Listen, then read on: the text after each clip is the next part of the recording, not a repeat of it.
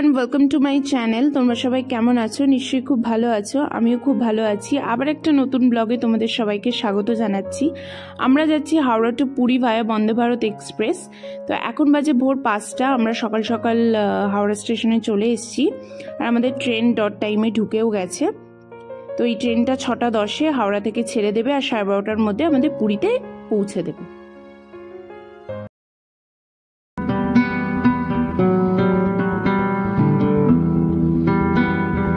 আমরা ট্রেনে উঠেও গেছি আর কমফোর্টেবলি বসেও গেছি। আর আমাদের তিনজনের এক জায়গায় পড়েছে আর বাবার একটু দূরে পড়েছিল, তো এটা একটু প্রবলেম হয়েছিল, কি করা যাবে।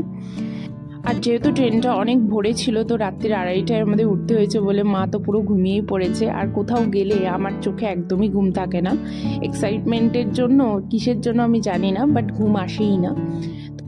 তো এখন বাজে 7:30। ওরা নিউজ পেপার আর টি করার জিনিসপত্র দিয়ে গেল। আমি নিজেরটাও বানিয়ে নিচ্ছি আর রূপাইনকেও বানিয়ে দিচ্ছিলাম। তো চাটা মোটামুটি খেতে ভালোই ছিল আর তার সাথে দিয়েছিল 2টো ডাইজেস্টিভ বিস্কিট। তো আমি আমার শর্ট ভিডিওতে হাওড়া টু পুরী বন্দে ভারত এক্সপ্রেসের এক্সপিরিয়েন্স শেয়ার করেছি, তোমরা সেটা দেখে আসতে পারো।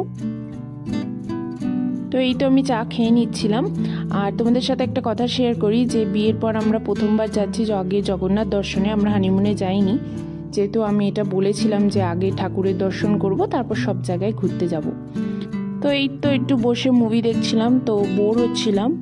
তারপর কিছুক্ষণ পরেই 8:30 9টার দিক করে আমাদের ব্রেকফাস্ট সার্ভ করে দিয়েছে। তো ব্রেকফাস্টে ছিল ফ্রেঞ্চ ফ্রাইজ আর বয়েলড ভেজিটেবলস এগ অমলেট আর 2টো ব্রাউন ব্রেড ছিল আর জ্যাম জেলি বাটার যেগুলো থাকে সেগুলো দিয়েছিল আর একটা কেক দিয়েছিল।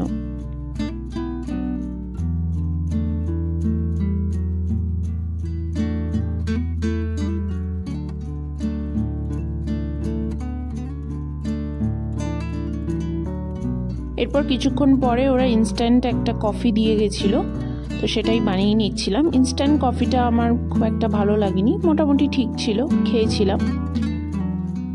তো এখন বাজে 12:30। আমরা পুরীতে পৌঁছে গেছি আর বন্দে ভারত এক্সপ্রেস একদম ডট টাইমে আমাদের পুরীতে পৌঁছে দিয়েছিল।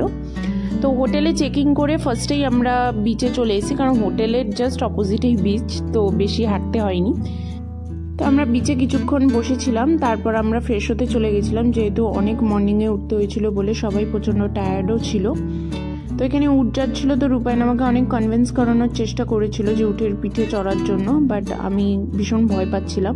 তো লাস্ট ডেতেও আমায় পুরো কনভিন্স করেও নিয়েছিল, তো সেটার ভিডিও তোমাদের সাথে শেয়ার করব, দেখতে থাকো। এখানে কিছুক্ষণ থেকে আমরা চলে গেছিলাম হোটেলে, ফ্রেশ ট্রেশ হয়ে কিছুক্ষণ রেস্ট নিয়েছিলাম। আজ 6টা, তো বিচের এখানে চলে এসেছি, চা খাচ্ছিলাম।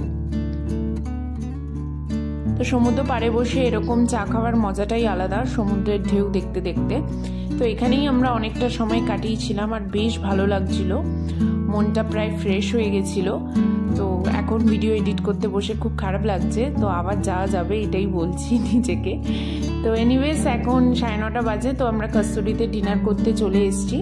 তো ডিনারে একদম সিম্পল জিনিস অর্ডার দিয়েছিলাম, রাইস, ডাল, আলু পোস্ত, আর বাবা মার জন্য ফিশ অর্ডার করেছিলাম আর আমাদের দুজনের জন্য চিকেন কারি। তো ফুড ওয়াজ গুড, কস্তুরীর খাবার তো খুব ভালোই হয়। তো এখানে আমরা খাবার খেয়ে নিলাম, ডিনার করে নিলাম। তো আজকে ছিল পুরীতে আমাদের প্রথম দিন, সেটারই ব্লগ তোমাদের সাথে শেয়ার করলাম। এর পরের ব্লগ আসতে থাকবে। তো ভিডিওটা ভালো লাগলে do like, comment, share and subscribe my channel. সবাই ভালো থাকবে, বাই।